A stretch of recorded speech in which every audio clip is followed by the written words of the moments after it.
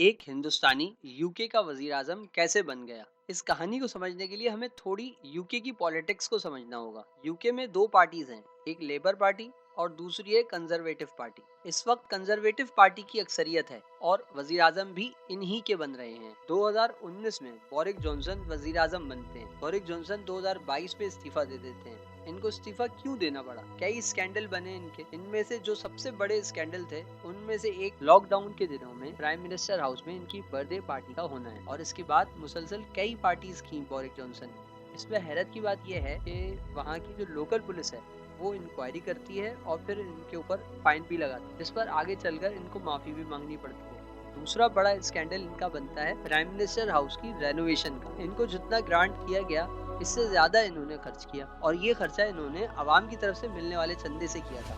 Boris Johnson ने इस चंदे को जाहिर नहीं किया था, जिस पर इनको इलेक्शन कमीशन की तरफ से फाइन भी लगाया गया। तीसरा बड़ा स्कैंडल बनता है क्रिस स्पेंसर का, जिसमें ये साहब एक गलत काम करते हैं जिस पर वो बाद में इस्तीफा भी दे देते हैं। बोरिस जॉनसन कहते हैं कि इनको इसका इल्म नहीं था, जबकि बाद में इंकशाफ होता है कि 2019 में ही इनको इल्म हो गया था। इन तीन बड़े स्कैंडल्स के बाद बोरिस जॉनसन अपना कॉन्फिडेंस वोट खो देते हैं और लेबर पार्टी के दबाव के बाद वो इस्तीफा दे देते हैं। बोरिस जॉनसन के इस्तीफे के बाद नए वजीर आजम का इंतखाब होना होता है। इसके लिए सिर्फ वही उम्मीदवार बन सकता है जिसके पास हाउस की कम से कम 100 मेंबर्स की हिमायत हो। दो उम्मीदवार सामने आते हैं, एक लीज ट्रस और दूसरा ऋषि सुनाक, और वजीर आजम बनती है लीज ट्रस। यहाँ एक बात और समझ लें, इस वक्त यूके बहुत बड़े इकोनॉमिक क्राइसिस से गुजर रहा है। यूरोप से अभी अलग हुआ है और दूसरी तरफ यूक्रेन का मामला भी है। लीज ट्रस इस इकोनॉमिक क्राइसिस से निकलने का अवाम को यकीन दिलाती हैं। ये एक पॉलिसी बनाती हैं जिसके मुताबिक टैक्स को कम या मुकम्मल खत्म कर दिया जाता है ताकि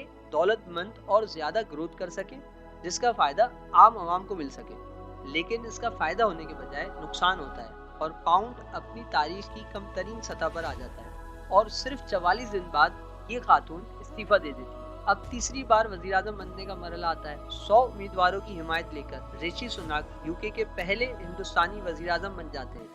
ये साहब बोरिस जॉनसन के साथ फाइनेंस मिनिस्टर भी रह चुके हैं और ये पूरे 650 मेंबर्स के हाउस में सबसे ज्यादा अमीर मेंबर भी हैं। ये सिर्फ 1.5 साल के लिए वजीर आजम बने। 2024 में जनरल इलेक्शन होने। हमारे लिए सोचने के यहाँ दो मौका। नंबर एक, कि क्या वजह है कि दुनिया के 10 से ज्यादा बड़ी कंपनीज के सीईओज इस वक्त इंडियन है और आज बरतानिया का वजीर आजम भी हिंदुस्तानी बन चुका है। दूसरी बात, यूके की पुलिस वजीर आजम को फाइन कर रही है और इलेक्शन कमीशन भी सिटिंग वजीर आजम को फाइन कर रहा है। यहाँ कोई दूसरी तीसरी कुव्वत इस सारे मामले में दखल देती नजर नहीं आती। ये सब वो बुनियादी चीजें हैं जो यूके को इन क्राइसिस से निकालने में मददगार हो सकती। वहाँ भी जरूरत सही क़यादत की है, जिसकी तलाश अभी जारी है।